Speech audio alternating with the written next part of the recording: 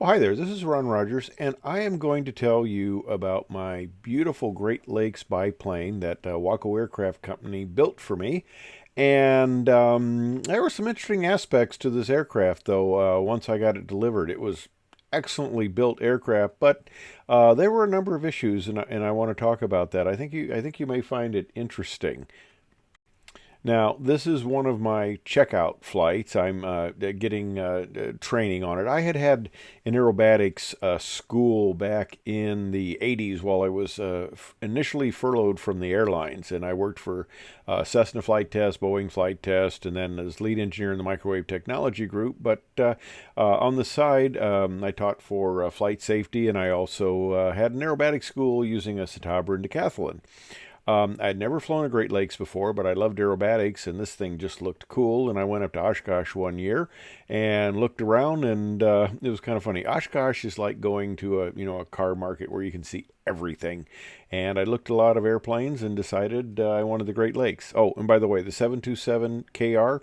727 is one of my favorite aircraft. I tried to get 777, also another one of my favorites, but those are all taken. But I could get 727, and KR is the wife's initials. When you buy something this expensive, and I'll show you the price on this little sucker here, it's not cheap. When you buy something this expensive, you definitely need the wife's tie-in. Now, here is my airplane up in front of the Waco facility there, shortly after it was actually built. In fact, it got done in 2022. I started the whole process in 21.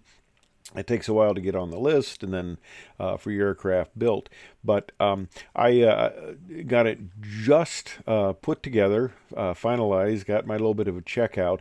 But I had one of the test pilots fly it up to Oshkosh. I had not enough time in it yet to feel comfortable flying into Oshkosh in a kind of a new airplane. So I let them fly it up there.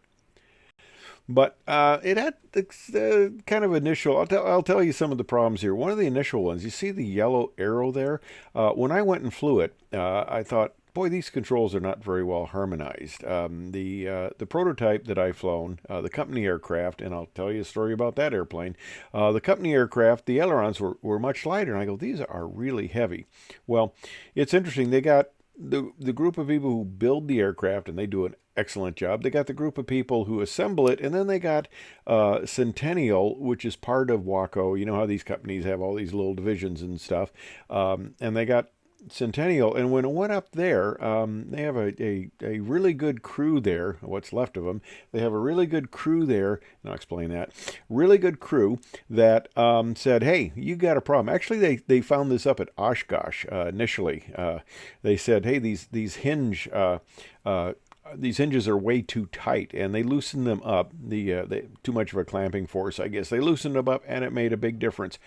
But there's another little thing there. The green arrow points to a push rod, and I'll tell you about that little adventure there because that ended up being kind of a rigging issue that wasn't discovered until the very first annual. Now, when I was looking at buying, a Great Lakes, I looked at one in the local area, and it was built in the 80s in Enid, Oklahoma, which a lot of them were. I was in pilot training a little bit before that in Enid, Oklahoma, and the Great Lakes factory was pumping these little suckers out. But the 80s version, it was a little narrower, about 4 inches. It was a little shorter, and the seat didn't tilt back, and it had a few little things. And the center section was kind of a weak point on it, and that developed into a problem, which I'll tell you about. It has to do with strengthening things, and forces don't always go the way you think they go. But that center section was weak because the center section has the fuel tank, so there's a lot of weight up there, and if you're doing aerobatic maneuvers, -4 to +5, you put a lot of stress on it, so that has to be beefed up, and the original design was just a little light on that. Oh, by the way, a guy I worked with, Ed Merkel, and I talk about him in another video. Great aerodynamicist, also former Air Force fighter pilot. He was the chief engineer at Great Lakes back in the 80s, or possibly when they went to Oklahoma. I think it might have been when they went to Oklahoma. But we worked together, but he passed away a while ago, unfortunately. Got to fly his Mark 1. That's another story I talk about. But he passed away a while ago. I would have loved to have talked to him about the Great Lakes, but fortunately, if you hesitate, and well, of course I never realized, we talked a lot, but I never realized that was going to be something we'd ever, I'd ever be involved in. But here is at the time, 21GL. There were a lot of these tail numbers with the Great Lakes, 21GL, a lot of other GLs. But this was the aircraft I first got my introductory flight in. Ill-fated because the guy that you'll see in just a second here, my instructor, had a training accident with a student, and they ended up crashing the airplane and unfortunately destroying it. He was slightly injured in it, and that unfortunately ended his employment, this instructor's employment with the Waco Aircraft Company. But when I first flew this course, the ailerons were lighter. And the other thing is, when I flew with the demo pilot, who was also the pilot who did my first flight on the aircraft, and didn't notice the ailerons, which kind of really surprises me. But he was the one, and we're going to go fly this thing, and he says, I can tell right away you've flown tail draggers before. I guess flying a conventional aircraft is kind of like, riding a bicycle, except you can't put baseball cards in the spokes, but you never really forget. And it was kind of amazing to me. I had a fair amount of tail dragger time, not quite 1,000 hours, but a good amount of time, and it come right back. So here's me. That's the unfortunate instructor in the front seat who didn't crash on my flight, fortunately, because the airplane is still in very good shape. But we had a number of flights to get me all comfortable in the aircraft, and then I took it back home. Now, one little criticism I have for their technical people is you need to keep the website up, okay? This shot was taken recently. This airplane has been destroyed for quite a while now, the 21GL, and to show it there, it's no longer the company aircraft. They've got a new one painted green, and I'll show you that a little bit later. But update your web page so at least you've got the current aircraft that are in existence. And it's kind of scary when you see one that's a pile of rubble, basically. And in the process where they were building my airplane, I went over there every couple of weeks and they sent me pictures during the process also. And I've got kind of like a builder's log, like if I build it myself. But my philosophy on I'm a lifetime member of Experimental Aircraft Association, but my philosophy is I'll never fly any aircraft I built. I just don't trust myself on that, and it would take me an extremely long amount of time, and I'll kind of talk about that process too. But one thing, they brought me in and they wanted to ask me about where you thought, they were thinking of a new product line, and they thought, well, where did you think the future laid for somebody who wanted to that made me think of the next slide when I said laid. But anyway, you'll see that. But anyway, they said, where would be a place to go if we wanted to manufacture something, And I said, well, the light sport was kind of the place where things were going, and they came out and they had a line of these aircraft that they produced then, and I think they're selling them fairly well. It's a very good price point compared to the Great Lakes and the Waco, because those guys are expensive and have gotten even more so. But these are a decent price point for somebody getting in. And part of the suggestion was, what did I think? And I mentioned that this is kind of the thing I thought where things were going. So, all right, they come out with it's German, okay? And my son's fluent in German, so I'm sure I can never say anything correct German sort of thing wise, okay? It's Junkers, I think. It's not really a good name for the U.S. market, Junkers. Yep, I got a Junkers A50. No, Junkers. You gotta point that out. But when you got an airplane like this, okay, you're gonna suddenly you start looking cool. I look kind of normal, but this dude looks cool over there. He's got the beard and everything, and he's got the nice leather jacket. And what happens when you do that? When you got an airplane like this?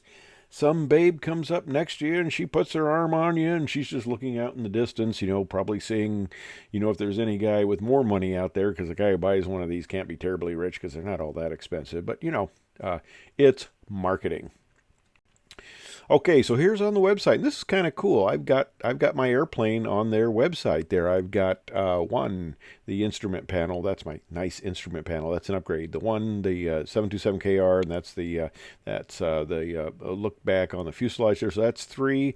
The brake, okay, the brake line, big deal. That's 4, and then of course the little bit of my airplane off in the distance there is 5.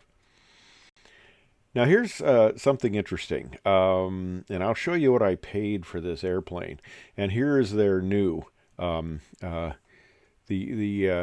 company one. That number doesn't look quite correct. I think the company number is a little bit different. But anyway, they have a new company aircraft that's painted green, and they're up to $490 now. And that is, if they were selling that, this is 2025. If they were selling that in 22.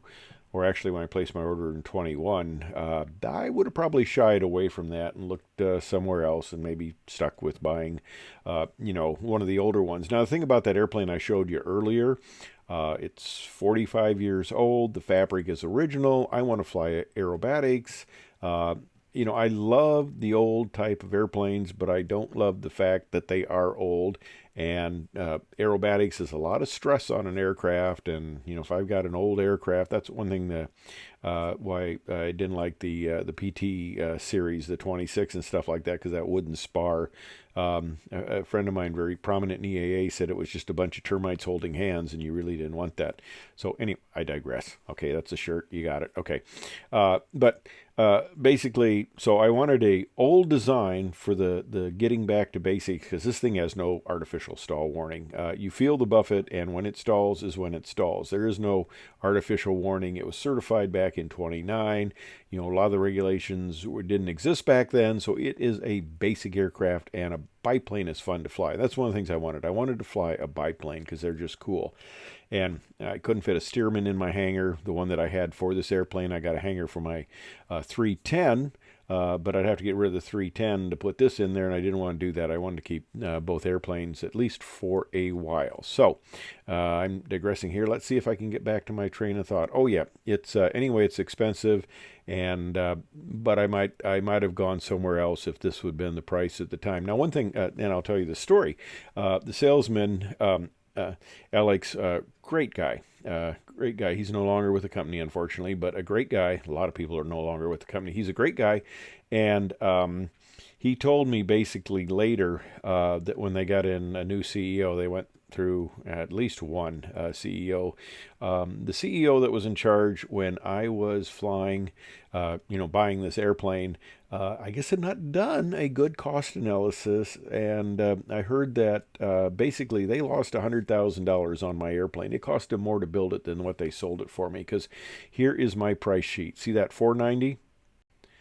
Okay, I got the enhanced aircraft, with the better avionics. They had 2 levels. They had lower and they had better. Now, these aircraft, because of the size of the cockpit, you couldn't get a IFR radio in there. It wasn't deep enough. So the airplane is totally VFR, but I've got a G5 for an attitude indicator, and I got a Garmin 660, and I've got the JPI 960 engine monitor in there, which is just beautiful. And the price was $290. Well, I also finagled a bit and got the price down to $285. So I got a pretty nice deal there.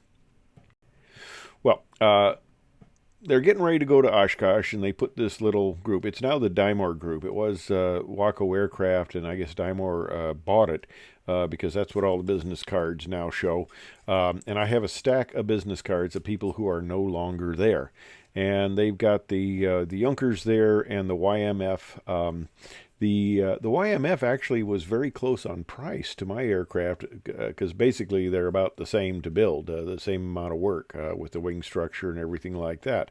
But I love the look of the YMF. I love the round engine and stuff like that. And it's another classic old airplane like the Great Lakes, and I love the looks of it. But the it had a thing with the engine where it's not inverted, and it has a thing in the flight manual that if you go inverted flight, the engine can quit and you won't get it back. And I said, well, I flew aerobatics in aircraft that didn't have an inverted fuel system. They go, no, no, no, that's not it. The float valve can stick in the carburetor and you will not get the engine back. So I go, I'm not terribly ham-fisted normally, but if I am just once, I don't have to land in a field because I got a little bit negative G and screwed the engine up. But anyway, okay, it is a beautiful airplane, and I love it. But the Great Lakes kind of fit me better. But it was about the same price. And on the left is the price sheet, and of course on the right is the newer prices, and it's gone up a considerable amount there also. So it's gotten a little more pricey because I think they figured out overall it takes a lot of build. Now the one on the right that they're selling is IFR, and I've got the price sheets if you want to blow it up and look at it. On the original one's on the left from back in 21, and they've got various options. Now the Great Lakes is VFR because you couldn't have the room for the radios, so you can get a certain amount of avionics. It doesn't get carried away, of course, once you're IFR. And I was not excited about flying IFR, with moisture and rain and things like that. That's what I got my 310 for. I wasn't interested in flying IFR in the Waco, so I wasn't as interested in having that IFR capable. But they've got some pretty good packages, and you can spend all the money you want on IFR. The invoice on the 310 I bought for the IFR panel with the two G500s, the GTN 650, 750 engine instruments and stuff like that. It was $240,000 back when I bought it almost 10 years ago. So that you can throw a lot of money at an airplane. And of course, the nice thing about a brand new airplane is you get to choose things. And we had hoped I might get the 777 GL. That's for I thought, well, maybe it'd be nice to have the wife influence here. And all the 777 stuff was taken except for some really weird, XX, and that just sounds great on the radio. And I didn't want double X. It's not as bad as triple X, I guess. Don't go there. Anyway, but I got the 727 KR here, so I was able to reserve that number, and they put it on the airplane. And here it is getting ready to go on its very first flight. It's built, it's ready to fly. And that is the first flight in the air. Like I said, I don't know why the production test pilot didn't realize, because he flies all the new airplanes. Why didn't he realize this one was off unless they were all off like that? That'd be weird. But anyway, it was resolved over a year later.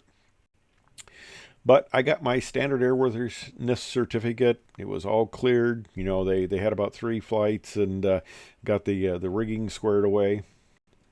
And there I am, brand new airplane. You see there's my 310 in the background there because I'd fly over to Great Lakes from Lake in the Hills Airport northwest of Chicago and look at what was going on in the factory, and also now at this time getting my checkout in the airplane.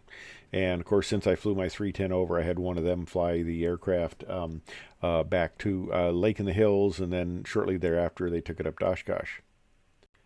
And again, here is the photo shoot of my airplane. Here is it safely in my hangar for just a very short amount of time. And there it is up at Oshkosh. It was kind of interesting having it up there. I'll tell you a little bit about that story because it made it really interesting on things I could do, having your airplane up there and checking things out and stuff like that. So here we are at the start, and that's Dennis there. Dennis was a woodworker by trade, and now he cabinet builder, woodworker that, and now he's putting together my airplane. You see the 2 spars there, the 2 wooden spars, and in the jigs. Now the thing about it is they interviewed me. They actually sent a video crew from Battle Creek over to my airport, Lake in the Hills Airport, to interview me for a video that's coming out. And that's kind of interesting because I wanted to mention, I asked the guy who was producing it, Marshall, I said, hey, can I mention Dennis's name? And they said, well, we want to keep the thing evergreen, and we don't want to mention any people by name. Well, Dennis has been there quite a while, and most of the guys who are building the airplane have been there quite a while. But Marshall, they said after they came out and did the interview and the filming, they said in 2 weeks the video would be out. And I called them up, the production company, and they said no, they hadn't heard anything. And a month went by, so I called up, I called up Marshall there, and I found out Marshall is gone. Uh, like I said, they've lost a lot of good people. I got a stack of cards here, people who are no longer there, and I'm not quite sure what's going on, but they have high turnover, and they lost a lot of good people. I'm sure they got good people there now, but it's a little strange when you have turnover like that. But anyway, back to the story. There's Dennis. All right, there's the parts. Some assembly required. Here you can see the metal ribs. They use metal ribs, and I'll show you about the Waco. One reason you can tell the difference there, and you notice the leading edge, and I'll tell you about that leading edge too. There was an issue with that. That's coming up in the future here. But there is the build out of the Waco, and they use wooden ribs, wooden spar, of course, but wooden ribs. So that's one reason you can tell. One way you can tell the difference in construction. And here is my wings again. 4 of them for safety. You know, it's not one of these 2-wingers. You got 4 wings. You got an whole extra set of wings for safety there. And it's in the jigs being constructed. And isn't that just a beautiful layout of the shop area? I think a lot of the home builders would love one like that. And here is a bit of the wood lamination walkway there, and I think this might be the probably the bottom side of the steps up. But it's here you can step. You can't step on the fabric, but you can walk up, get in the cockpit. And here you can see the wing again, and there's the aileron hinge setup. You can see there where the ailerons go in, and of course all the metal spars and the various structural components. There's the leading edge again, the cross brace, and the neat thing about it, I would come up and every 2 weeks or so, and Dennis would just stop work and he would talk to me and he would explain everything and how all this works, and it was just amazing. It was really nice. This is really a handcrafted airplane. And of course, there's another view of the wing and the jig. Oh, and that's the one with my walkway there. It's solid, doesn't have any holes in it. That's where you, of course, they cover it and paint it, but absolutely beautiful there. Another view of the wing being produced, and you can see on the right those hoses there. Those go up for the pedostatic system up on the side.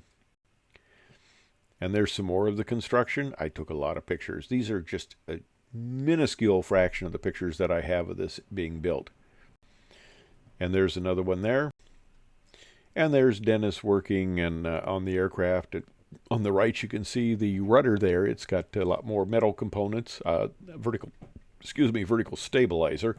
I always say that wrong. I talk about rudder when I mean vertical stabilizer and stuff like that. But yeah, I got to get my act together. Now, I want to talk to you about a security issue with the company, though. Look at this guy. They let some guy come in and just write his name on your airplane. I mean, come on. And, okay. This is Terry Lutz. Terry was my vice chairman when I was chairman of the New Aircraft Valuation and Certification Committee, and I brought Terry on. And Terry is a very nice success story. He came on I'm a member of Society of Experimental Test Pilots. Member, just member, and I'll never get any higher than that because I'm kind of retired now, not doing any flight test work of any note at all, But Terry came on my committee, and as an associate member, he is now a fellow. After he retired from Northwest, he went on and got hired by Airbus as a Airbus test pilot. And when he showed up for the first day of work, they had a thing. You talk about non-nationals working. So it took him a year to get sorted out that he could work for the Airbus company. It was amazing how long that went. But anyway, digress there. But he on his very first time in the office, they said, "Well, we got a flight for you today. We're going to fly the 380." And of course, that was his first time in it, and that was kind of cool. But anyway, Terry went on, became a full fellow. The major major manufacturers, they have their retirement ages too. So Terry ended up retiring from Airbus, although he's been up to Oshkosh. Oh, the 380 when it came in, Terry was in the right seat of that. Terry did not make that landing where you see all the structural modes. He kind of pointed that out to me. But yeah, he was in there when they brought the 380 to Oshkosh a number of years ago.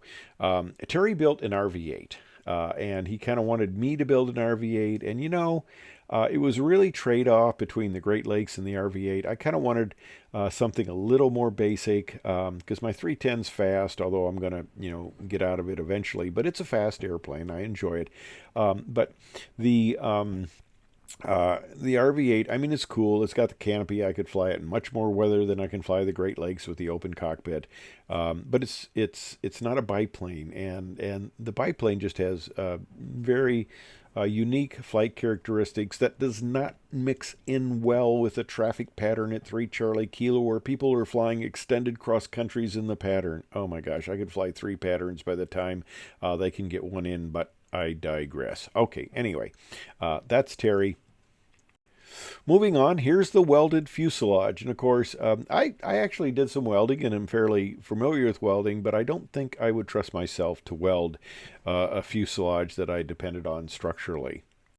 Especially when you get some of the joints like this where you've got 6 pieces of pipe coming together there. I'll let the experts do it. There I am, next to my fuselage. Now, they said don't touch it because it's got a certain type of coating on it, and if you touch it, the primer won't stick. That was the next thing to go on is the primer. But there is my fuselage. All right, they primed it, they painted it, and there is putting the turtle back in, all the little wood stringers there. Now we're getting ready. You saw the wings there before. They're getting covered, is how this fabric stuff goes, covered with tape and that. And, of course, wrapped around. And the nice thing about it is it's kind of loose, and then it all tightens up. And there is a picture of the center section, the ill-fated center section, because this had an issue, and I'll talk about that issue, which really ticked me off. I mean, it's really not their fault, but it was quite a shock to me. And there's the lady who's doing the fabric and all this stuff, just really kind of cool. And one of the other young ladies who's working on my back part of the airplane there, putting the fabric on. And there she is again. And there's some other pieces. Those are that's the rudder vertical stabilizer. Vertical stabilizer on the left, and of course the elevator components on the right. Now, one thing they talked me into was the teak floor. It just looked beautiful. It was another $1,600, but I decided it just looked nice. And there is it installed on the aircraft. There's my fuselage again. Now, they got it in a nice little jig where they can rotate it to work on it. It's kind of cool. It makes it a lot easier to work on it that way, of course. And there is the flux capacitor. No, that's not a flux capacitor. That's the flux gate for the navigation system, my heading system. And they put it out in the wingtip there, so it's away from everything. This is a flux capacitor, and this is kind of cool. I just stumbled across this. Up at Oshkosh, I was walking back from a group of us, had a little get-together, and I come across this, and I go, oh my gosh, this guy got a DeLorean, and he made it to look like Back to the Future. So that's kind of cool. Slight digression here. Sorry. All right. Getting my airplane together, getting the skin on. You see the Clecos there, got the battery mounted, the starter relays, and various things. And it's getting better. Now, one thing that they did to improve it, and it's the tennis ball, that's the step, and they're making sure nobody impales themselves on it. But one thing they did as an improvement over the old Great Lakes is they made this part metal. It had been fabric, and you could probably put your foot through it without too much difficulty. So they beefed this up by making this metal. And there are the stringers on the turtle back again. And there is the elevator trim. The only trim you have is the elevator, and it's a cord that goes to the back there, and I take and I pull it back or forth to trim the aircraft. And of course, there's the, this is in the front cockpit, there's the front stick, and of course, I have my floor protected there. And there is my avionics holes, for the fuselage in the back there. They got the piece mounted. And I came across this. They don't suffer fools gladly there. Those red tags, as you can imagine, are rejects, and if a part doesn't make it, it gets put in the reject pile. Actually, on the right there, the reject is covered up with the tags, but that's where they go. That's where bad parts go to die. All right. Brand new, beautiful engine. They're getting it set up there. I remember seeing it in the box. Nice, shiny, new. Well, it's painted, shiny as you get for gray paint, and putting on, of course, the structure there, the engine mount. And then they're building it up. They have a little jig there to build it up, kind of to make sure things are going properly. And there is of course, working on the tail section there. I mean, the underside where you can see putting in the various rudder components and things like that, cables. Building up the nose there again with the clecos and the engine, and they wrap it up to protect it. And there's another shot of the fuselage area being worked on. And here's my radio panel. Now, I got the JPI 960 there on the right, just beautiful with the instrumentation there. The G5, because okay, it's a VFR airplane, but it's hopefully it won't happen again. But I've been caught where I won't say I ever scud run it, because only stupid people scud run, But, I've got in a situation where I would have liked to have had an attitude indicator. Unfortunately, I always did. That's why I'm not a statistic at this point, but I could make a nice 180 out of there. And on the right is the Garmin 660, was kind of nice, but I take my iPad with me too. And those are the two little radios down there. Now, I kind of, being involved with aircraft design, I said, I'm not sure I like that layout a lot, because the radios don't need to be so prominent. You don't use them that much, especially on a VFR aircraft. So I came up with my own design, which I thought was a better design. And I liked what I thought was a better instrumentation layout there. Now, one thing interesting about the instruments there, I put the radios on the right, grouped things a little more in the primary field of view. And also there's a little tag there that says this is custom made for Ron Rogers, which is kind of cool.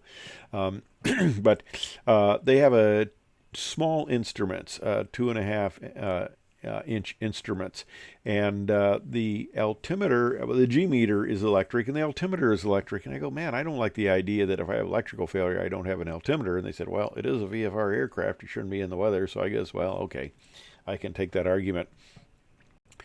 So here is the instrument panel getting kind of fit before it's installed, because they took the instruments out. Now, there's that airspeed indicator, that analog airspeed indicator on the upper left.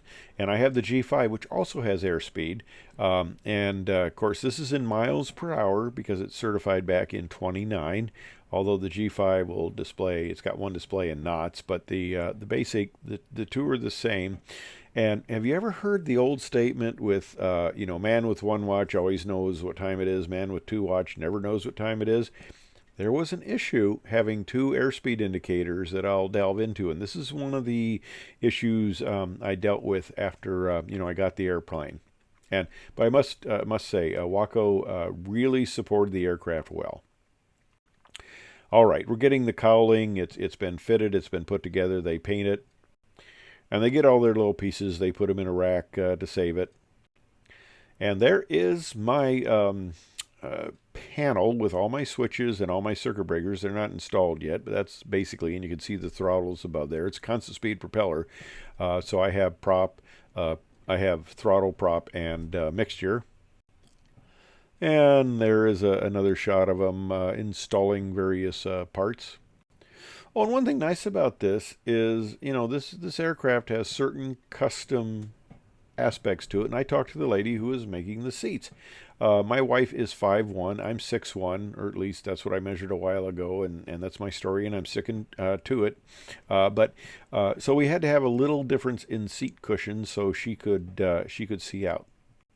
And of course, there's my seat cushion, which is thinner. And these are some of the touch-up paints they get me, but this paint, the paint they use. Now, the CEO, who I guess hadn't really costed things out and got into trouble with the new owner, um, uh, uh, he was from the auto industry, and he really knew about paints, because the paint on this is beautiful and it looks wet. And of course, in the paint shop, they got the airplanes that are coming through with the various layout. And there's my airplane. It's cream and blue. Now, my wife picked out the color. She does that. I have a Corvette, a Z06. You'll see it here in just a minute. And she said I could have everything I want, but she gets the color. And she picked Long Beach red on that, and I get lots of compliments. And I get a lot of compliments on this. And the design is basically in kind of the typical way they painted airplanes back in the early part of last century. Yes. So here's the center section with the scallops and that, and I actually had a little bit of leeway on how I wanted these done. And you notice there's a little bit of gold trim there, and this is all done. You'll see it in just a second. This is all done, laid out by hand. But look at just the beautiful sheen on that, and that's the way it stays. And of course, you got multiple colors, you got masking. And look at this shop again, the nice beautiful area there, beautiful paint room. There's the center section there. You're actually looking at the top of it, and there's the bottom. And you see that yellow tape. They're putting the lines in there. They're putting the tape, I guess by hand. They might have some sort of a method of getting it right, because I sure wouldn't get it even. And you can see, of course, the inspection holes down there. And there's the wing with the scalloping being covered so they can paint it. And there's the guy, this is after, just making sure everything is smoothed out. You can see the blue with the gold trim, and then the cream color. Just beautiful paint job. And there is the bottom of the center section. There's the wings again getting another coat of paint, in part of the process. And there you can see the guys laying out by hand the scallops. Oh, and if you're a guy who builds airplanes, you would love this. I took a picture of the rack there. There's my airplane. Of course, it's getting better. It's on the struts, not the wheels yet. It's on the struts. But on the right side is your just little rack full of all sorts of parts. And there's me again. It's not quite ready for me to set in it, so I'm kind of standing next to it, as you can see there, and all the wires hanging around. We're getting better. We're getting things put together. We're getting the wiring in there. There's a better shot of the wiring. I've got the switches. I got the circuit breakers there.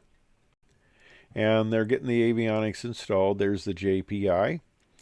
And, of course, you can see the other holes getting ready for instruments. There's a little bit of the around the cockpit there, the combing, and one of the workers there. And, of course, there's the back side of the JPI and the little starter switch over there. Another one of the guys who was assembling it, and there was about 5 guys at one time. So you can imagine, if I built one of these, I'm not 5 guys. I don't work, 8 hours a day like most people. Instead of getting this thing done in 4 to 6 months, it would take me 10 years.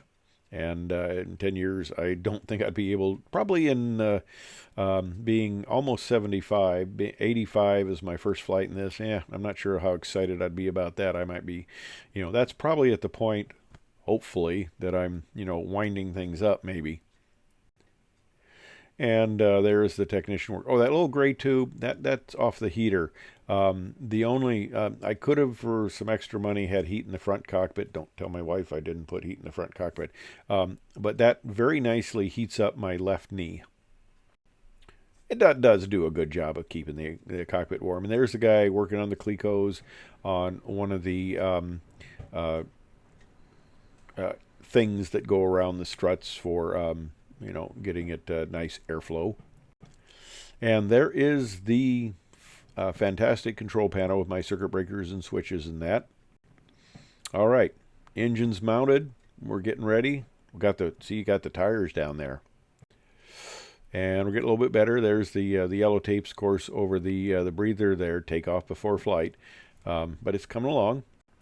And there is the nice around the cockpit, the combing and that. And a view from the back looking in there with the hooker harness and the avionics now completed. And just a few little more parts to add. And of course you add the wings, got to have the wings. So there's the center section installed and getting ready to put on the wings. There's the parts, the wheel pants. All right, coming together. Of course I got the cloths to protect it. And again, moving right along. We're in the final assembly here, and this is where it's really getting excited. This thing's going to come together in just a couple of days. And there it is again. And another shot of getting all the pieces together. There's a nice see-through view of the cockpit. They did put the sides on later. Still another bit of them working. All right, coming together with the cowling on, and you see they've got the template for the N number there, the 727 Kilo Romeo. And there the guy is installing it, smoothing it out. And then it had its first flight. So, all right, like I mentioned, I'm a lifetime member of EAA, and a nice little number there. Actually, that is a number I've had since high school. And on the right, I'm also a member of the Society of Experimental Test Pilots. So those are my two experimental memberships. That's also a lifetime member. Those are my two lifetime members. And there is the airplane up at Oshkosh on display, and there's a Waco next to it. Now here is Alex. He's the gentleman that was the marketing guy that I bought the aircraft from, and he's showing me various camera placements because, as you know, I'm sure you have seen on my videos, I have a lot of cameras on the airplane, take various shots and stuff like that. And because I let him have my airplane up there on display, I got an extra. Annual out of the thing. You get one annual anyway, being a new airplane. You get the first one, and then I got a second one, so that was kind of nice. I've got coming up on the third annual, and this is on my dime now. But there is my son up there, and that's Bob, one of the pilots. And this was kind of fun because my son comes up to him. I'm in the back. Bob's not seen me yet. My son says he'd really like to sit in the aircraft, and Bob says, well, the owner doesn't really want people sitting in the aircraft. And I said, Bob, it's all right. He's my son. So we had a good laugh on that.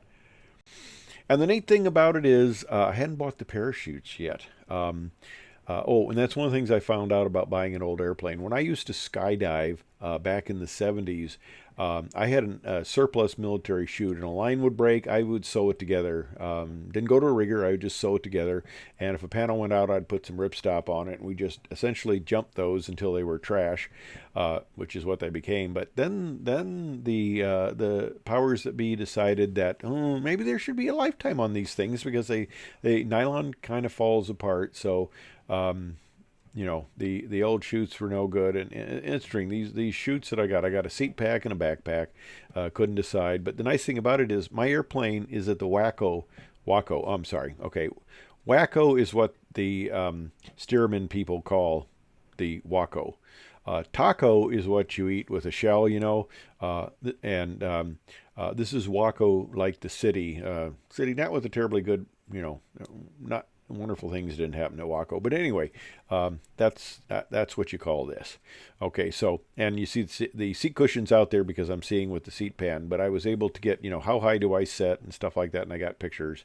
So I'm able to go to the people selling parachutes over in the big buildings, and I walk across the main ramp with the chute. And actually, I went over there and I told the guy, I says, "Hey, I'm looking at buying some chutes, but I need to see how they fit in my airplane. My airplane's right over there. Can we take them?" And they were extremely excellent. They said, "Yeah." And he walked over with me, and we tried it out in various chutes, and I tried out a bunch of different ones, and finally found ones that I liked. And there's the airplane back safe and sound. But this is when some of the issues started to come to light. Now it was just newly built, went up to Oshkosh for a while, it comes back, and now it's my airplane, and I'm having fun with it, but some issues are coming out. And, okay, it's like a new car. You're always going to have issues. I had three fuel leaks, and fuel leaks, I don't like fuel leaks, but I had three of them. There's one at the top going into the main fuel, the main fuel tank in the wing. And of course, you can see you get a little bit of blowback. Now, this was an interesting aspect. That's on the center section, and I'll show you something in a second because the vent floats don't work the best. When you go inverted, you still spill a lot of fuel before the thing seals off, but the fuel actually comes back down inside of the center wing section, then drips out here. And I didn't like that design too much. But another thing, and this came in a little bit later on the very first annual, they said, "Hey, there's a 1 degree dihedral in the wing, but the push rod had no dihedral in it." You know, we at the very first time went up to Oshkosh, they said, "Hey, the hinges are too tight." Well, they get back there and they say, "Hey, we got an issue here. We got the dihedral wrong, and the push rod was actually binding, and that's why I had such high stick forces." And once they corrected that on the first annual, along with the hinge moment tightening there, it was great. Okay, well, there's two little things here, and I mentioned I had three fuel leaks. By the way, you can see above my hand that's the header tank, and that was leaking. And the thing that kind of got my attention was I'm flying this solo, and I'm not really seeing, or being aware of anything dripping on me because I'm not in the front seat. I've never flown this airplane in the front seat. And I'm not aware of anything dripping, but there was a little bit of staining, and then of course the other leak was on the very bottom fuel drain that just would not stop dripping. So and we tried a replacement, and there were some issues with it. I forget. They finally got that solved. But here's an interesting issue about the stick. I had people in the front seat who were complaining that stick is way too low. It's down between my knees, and I got up there and looked, and I go, yeah, that's way down there, man. How do you fly like that? And Waco said, no, that's fine. No problem with that. And then it came out that, yeah, there was a problem with that. That was an improper component. The stick was way too short. So, but the nice thing about it was, you see that little bolt down there on it, I could remove the stick. Well, their replacement doesn't have that removal feature, and I wasn't too happy about that, but, what are you going to do? They nothing they could do about that, I guess. But the new stick, you notice it's a whole hand grip taller. Makes a big difference for a whole sort of number of reasons. And then the other little thing there, and you can see on the right, you can see some of the stains. I had an exhaust leak, and you don't like exhaust leaks at all. But the gasket just was not sealing properly. And they sent out some replacement gaskets, but I guess there are a couple different type of gaskets, and one was really thin, and there's another one that's a lot thicker and seals better. If there's any misalignment or anything like that, it just seals better. My mechanic didn't like the ones they sent, and he put in what he considered were the proper ones, much thicker, that work better. And so we got that problem solved. Okay, well, I had an issue with the strut leak. You can see the oil there in the little container, and there was a little bit of an issue getting that fixed because they had some sort of machining error in the struts that they had in stock, and they weren't working right, and they had to correct that situation. Now, the other thing, look at the airspeed over there. I'm showing just about 56 miles per hour and 62. Well, that's interesting. Okay, we're looking here at about a 5 mile per hour difference, and you're thinking, well, that's not a whole bunch. Well, in an airplane like this, where you don't have any artificial stall warning, you depend a lot on, to a certain extent, the airspeed, to keep you safe, because by the time you feel the buffet, you're very close to the stall. And I flew some, really short field approaches where I was feeling the buffet just coming into the flare. So you're right on the edge there. But I didn't like that 5 mile per hour error there. Well, that wasn't the only issue. It gets worse here. Look at that. I'm showing about 102 miles per hour and 77 and a half. Now, that is a significant difference, especially if you're going to do loops and stuff, okay? So we've got an issue there. So they come out with the replacement airspeed indicators, and these things are put together in Great Britain. And, well, there was a issue with a screw or something. I forget what it was. But the two they brought out also were no good. And they also had, the same amount of error. So they had to have these all reworked. And that was a little bit of delay, but they finally got that fixed. Okay, well, this is where Waco had very great support. They have this very pretty van, and they would come over with a couple of technicians from Battle Creek, all the way from Battle Creek. Good drive coming up to Lake in the Hills, and in this case, of course, Dacey Airfield, which is up by Harvard, even farther out. And they would come out and they would, provide the necessary support to fix things. Okay, well, you're thinking that's not your pretty hangar at Lake in the Hills. Well, Lake in the Hills decided they're going to dig up their runway, and they had a 30-foot wide runway, and it should be 50 feet. So they dug it up and they made it wider. And the funny thing is, one of the pilots, the one guy who had the accident, comes in there and he was complaining to me. He says, "Boy, that runway's terrible. It's horrible for landing a tail dragger on there." And I said, I've been landing there a long time. I think it's funny that you think it's a little bit narrow. I said you should go up to Greencastle if you want a narrow one. But anyway, I digress there. Okay, so here I am up now. The Dacey people are just absolutely wonderful people. They got a background in air shows, and just great down to earth people. And it's a big steerman place, grass strip steerman place. And I think the reason I was able to get a hangar, hangars were kind of in short supply, but I think the reason I was able to get a hangar is because I'm a biplane. Okay, I'm not a steerman, but I'm a biplane. So, and that's pretty nice. And they enjoy seeing the Great Lakes, and they had background in flying aerobatics in Great Lakes. So it was a good mix. And of course, they're out there with their test kit, and they bring two of the airspeed indicators made in Great Britain. And my airspeed indicator was off, and the other two were also off. I guess they had an issue with a screw in the component there inside the airspeed indicator was causing problems. So they had to send them back, rework them, and finally I was able to get a correct airspeed indicator that now indicates right on with the G5. And of course, there is the test device on the ground there. Now, another little thing here is it's got aux power for USB for my iPad and stuff like that. But I had aux power in the cigarette lighter and nothing in the USB port. And what had unfortunately happened was a wire had come loose, and that's why I had no power. And they fixed that. And then there was another issue where the 660 is supposed to talk to my little mini radio head there, and if I put in like I'm going to Iowa City, it's supposed to bring all the frequencies up to memory, and that wasn't working either. So they had a wire that was improperly connected, so they fixed that.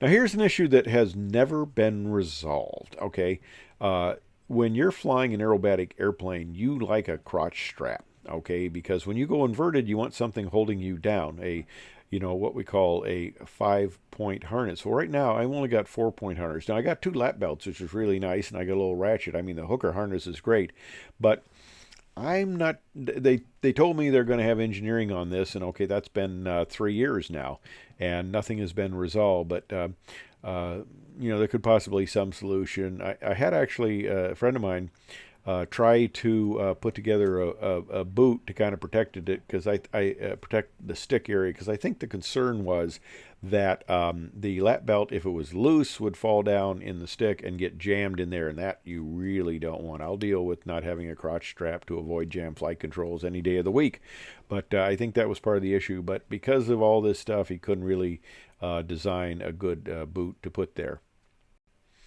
Okay, back to the center section.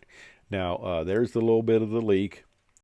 And of course, here was the problem. Now, you're wondering, why is this all apart? And I'll tell you that whole story. Okay, why is this all apart? Well, the deal was that the